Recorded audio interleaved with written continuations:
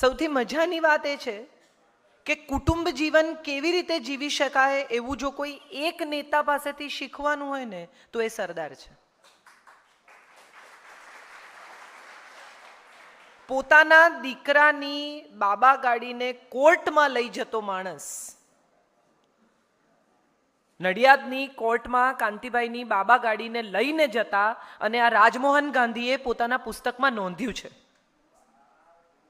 દીકરી મણિબેને કહ્યું કે સરદાર તો મારી મા પણ બન્યા. અને પ્યારેલાલજીએ પોતાના એક પુસ્તકમાં લખ્યું છે કે સરદાર જ્યારે મણિબેનને મુંબઈ જતા હતા અને સ્ટેશને મૂકવા ગયા ત્યારે એમણે જે પ્રકારની ભલામણો કરી એ એક મા કરતાંય વધારે હતી કે એને આમ નથી ભાવતું, એને આમ નથી ગમતું, એ ઓછું બોલે છે, એનું આમ ધ્યાન રાખજો. ત્યારે સમજાય કે કૌટુંબિક જીવન એ કોઈ એક સ્ત્રીનું કે કોઈ ગૃહિણીનું જ પોર્ટફોલિયો નથી. પુરુષ પણ કૌટુંબિક જીવનમાં બહુ જ પ્રદાન કરતો હોય છે, કરે છે. સવાલ માત્ર આપણે જ્યાં ઊભા છીએ, જે જગ્યાએ ઊભા છીએ આજે ટ્રાન્ઝિશનના પીરિયડમાં, યુગ બદલાઈ રહ્યો છે ને આપણે કેટલા નસીબદાર છીએ. તમે વિચારો કે આપણે ધોતિયા પણ જોયા ને આપણે જીન્સ પણ જોયા. આપણે બ્લેક એન્ડ વ્હાઇટ ટીવીની પહેલાનો સમય પણ જોયો. આપણે ટ્રાન્ઝિસ્ટર રેડિયો જોયો કે જે આમ બટન ફેરવીને તમારે મેળવવો પડે. અને હવે આપણે એવો રેડિયો જોયો કે આટલો જ તમે કાનમાં ભરાઈ દો એટલે વાગ્યા કરે. તો આ જે યુગ બદલાયો, જે સમય બદલાયો, જે પરિસ્થિતિઓ બદલાઈ, એક જ ઇન્ડિયન એરલાઇન્સનું વિમાન, એ સિવાયના વિમાન હોય એવી કોઈ કલ્પના જ નહોતી. આવી પ્રાઇવેટ એરલાઇન્સ આટલી બધી ઉડાઉડ કરશે આ દેશમાં, આટલા ટેલિવિઝન સ્ટેશન્સ હશે. પ્રમોદ મહાજને પહેલી વાર જ્યારે ફોન સાથે ફોટો છાપ્યો ત્યારે આખી દુનિયા એમ કહેલું કે 5 સ્ટાર કલ્ચર લાવવાની ટ્રાય કરે છે પણ આ દેશમાં નહીં આવે. અને આજે કડિયા મજૂરથી શરૂ કરીને, ખેત મજૂરથી શરૂ કરીને ઘર કામ કરવા વાળા સુધીના બધા લોકો પાસે શું કરું ઘરકામ કરવા વાળા સુધીના બધા લોકો પાસે સેલફોન છે.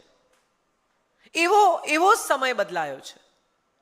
ગઈકાલ સુધી દીકરી નોકરી કરે અથવા દીકરી કામ કરે અથવા દીકરી અમુક રીતે વ્યવસાય કરે એવો વિચાર કોઈને નહોતો આવતો. અને આજે ઓળખાણ કરાવે તો કે તમારા વાઈફ શું કરે છે. આ સવાલ પહેલા કદી કોઈને પૂછતું જ નહોતું. વાઈફ શું કરે, ઘર સંભાળે. હવે આ સવાલ આવ્યો છે.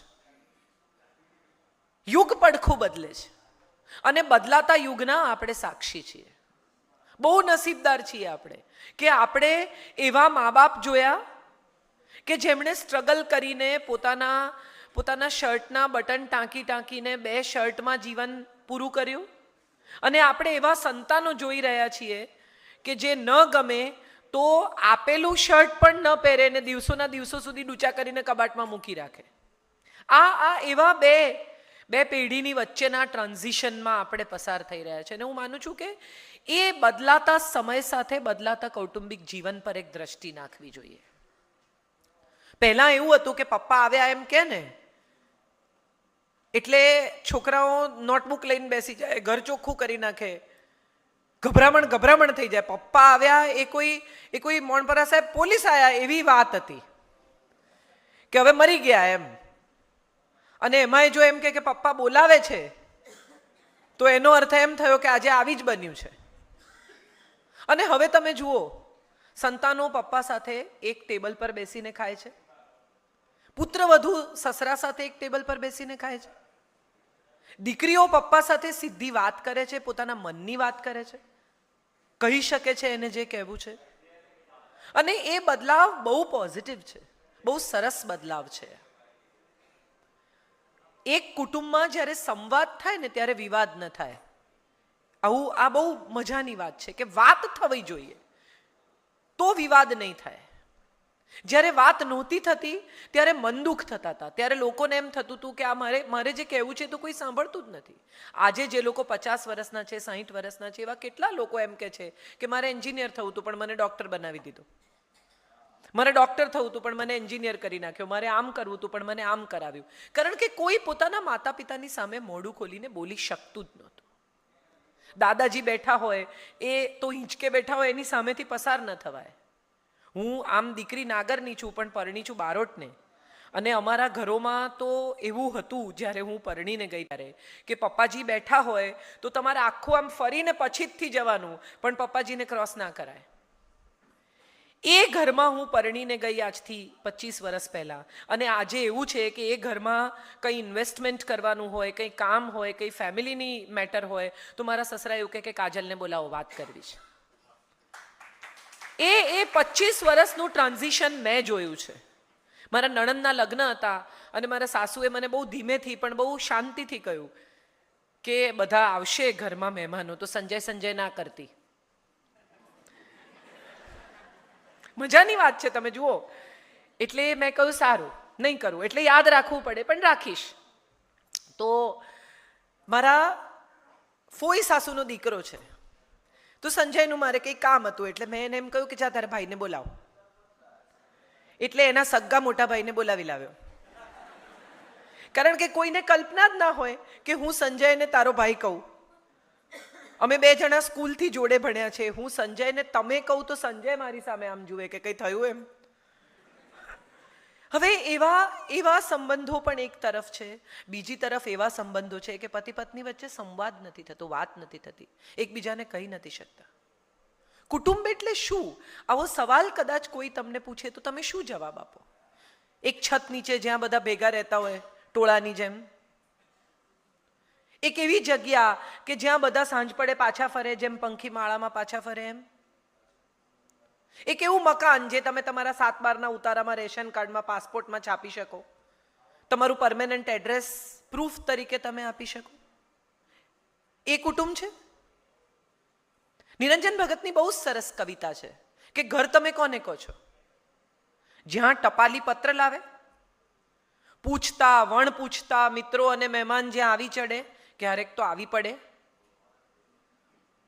તો પછી જ્યાં જ્યાં તમે પગથી ઉતારી પગરખા, ટોપીએ માથેથી ઉતારી દમ નિરાંતનો હાશ ભરો છો, જ્યાં તમને જોઈને સર્વના મુખ પલકમાં મલકી ઉઠે, જ્યાં આવકાર છે, ત્યાં બધે તમારું ઘર નથી. ઘર કોઈ સરનામું નથી, ઘર કોઈ 4 દિવાલ નથી, ઘર કોઈ ઇટાલિયન માર્બલનો બાથરૂમ નથી, ઘર કોઈ અદ્ભુત સોફા નથી. કેટલા બધા લોકોને ઘેર તમે પણ અનુભવ્યું હશે, હું અનુભવું.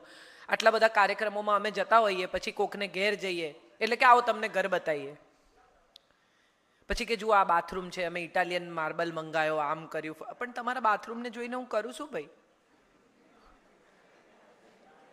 મને શું ફેર પડશે? આ 15 મિનિટમાં જે તમે મને ગાઈડેડ ટૂર કરાવી તમારા ઘરની, આ પથ્થર અમે અહીંથી મંગાયો, ના સોફા અમે અહીંથી મંગાયા, ના કાચ અમે બેલ્જિયમથી મંગાયા, ના પ્લેટફોર્મ અમે અહીંયાથી કરાયો, એને બદલે તમે તમારા કુટુંબના સભ્યોની ઓળખાણ કરાવો કે અમારો દીકરો છે, તોફાની છે, પણ મને બહુ મજા આવે છે એની સાથે. આ મારી દીકરી છે, ઓછું બોલે છે પણ પેઇન્ટિંગ બહુ સરસ કરે છે. ઘરમાં જીવતા માણસોથી ઘર બને છે. ઘરના કેટલા સુંદર ફર્નિચર છે, ઘરમાં કેટલા પૈસા નાખ્યા છે, એનાથી ઘર નથી બનતું. તમારો અનુભવ હશે કે સખત પૈસાવાળાઓના મોટા મોટા ઘરોમાં તમે દાખલ થાઓ તો તમને એમ થાય કે હવે હું અહીંથી ક્યારે ઊભી થઈ જાઉં, મને છોડાવે તો નીકળું. અને કેટલાક નાનકડા 1 બેડરૂમ કિચન હોલનું ઘર હોય પણ તમે દાખલ થઈને એમ કહો ભાભી ખાવાનું છે, હું તો સવારથી ખાવાનું મારું ઠેકાણું જ નથી પડ્યું. અને એ તમને કહે કે કાજલબેન રોટલી નથી, શાક છે, તમે કહો તો 5 મિનિટમાં ભાખરી કરી આપું, તો તમે કહો ખાખરા છે, ચાલશે.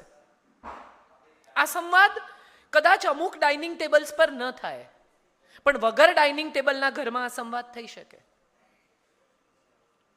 દેખાડો એ પ્રેમ નથી, એ વાત આપણે ભૂલી ગયા છીએ. પ્રેમ તો એ છે કે જે શબ્દોમાં ક્યારેક કહેવાય પણ નહીં.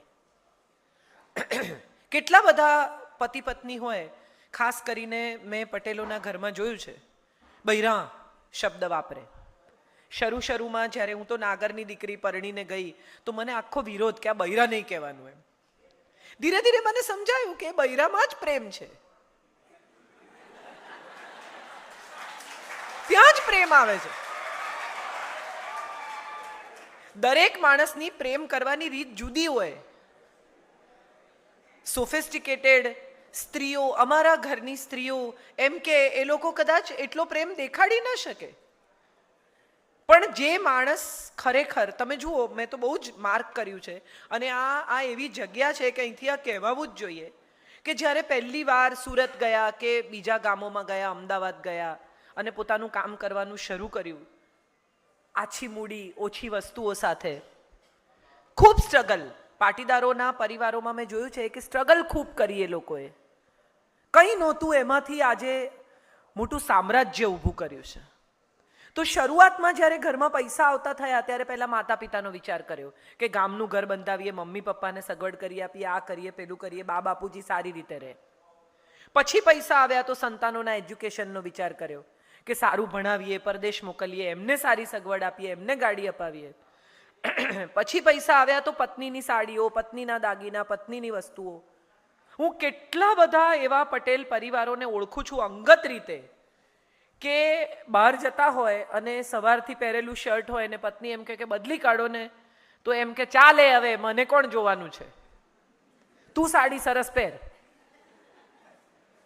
પત્નીનું આખું વોર્ડરોબ ભર્યું હોય અને પતિનું એક જ ખાનું હોય, અને શર્ટની સર્કિટ બી એવી જ રીતે ચાલે, જે ઉપર હોય લઈ લેવાનું એટલે પાછું છેલ્લું ઉપર આવી જાય.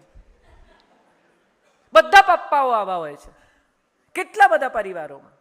ગંજી ફાટેલું હોય અને પત્ની એમ કે આવું કેવું પહેરો છો, કોઈ જુએ કે કોઈ કોણ જોવાનું છે, તું જ જુએ છે ને. આ પ્રેમ છે, પણ આ સમજતા કદાચ થોડો સમય લાગે છે.